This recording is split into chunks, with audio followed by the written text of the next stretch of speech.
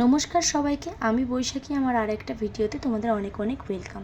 আজকে তোমাদের সাথে দেবদাস ফিল্মের পারো ইন্সপায়ার্ড একটা মেকআপ লুক শেয়ার করব। তার জন্য আমি ফার্স্টেই ভালো করে ফেসটাকে কিন্তু ক্লিন করে নিয়েছিলাম, দেন অ্যাপ্লাই করে নিচ্ছি আমি গুড ওয়াইবসের টোনার।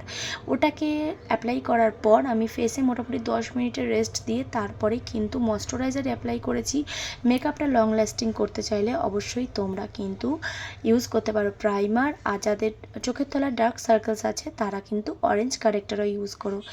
দেন আমি কনসিলার অ্যাপ্লাই করে ব্লেন্ড করে নিয়ে ফাউন্ডেশন অ্যাপ্লাই করে নিয়েছি। তারপর আমি ফেসটাকে আরও পাতলা আর শার্প দেখানোর জন্যে ফেসে কন্ট্রোলিং করে নিচ্ছি, আর কন্ট্রোলিংটাকেও আরও একদম শার্প দেখানোর জন্য কনসিলার ইউজ করেছি।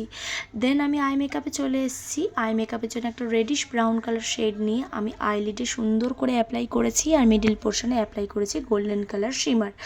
অবশ্যই তোমাদের একটা কথা জানিয়ে রাখি, এটা পারো ইন্সপায়ার্ড একটা মেকআপ লুক। ইন্সপিরেশন মানে কিন্তু কপি করা না, সেটা থেকে ইন্সপায়ার্ড হয়ে তুমি নিজের মতো করে কিছু ট্রাই করবে, সেটাই। সো আমি কিন্তু সেটাই করেছি। দেন আমি একটা উইং আইলাইনার ড্র করেছিলাম। আমি কিন্তু মাস্কারাও অ্যাপ্লাই করেছিলাম, আর লাস্টে ফলস আইল্যাশেসও অ্যাপ্লাই করে নিয়েছিলাম।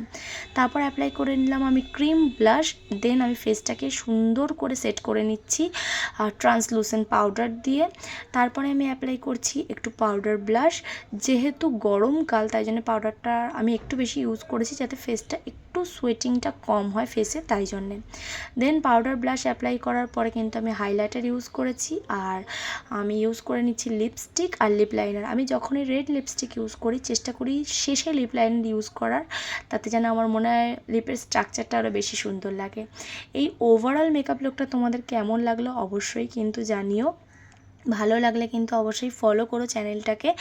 আর যদি অন্য কোনো মেকআপ লুক দেখতে চাও অবশ্যই সেটা আমাকে কমেন্ট করে জানিও। চলো, পাশে থেকো। টাটা।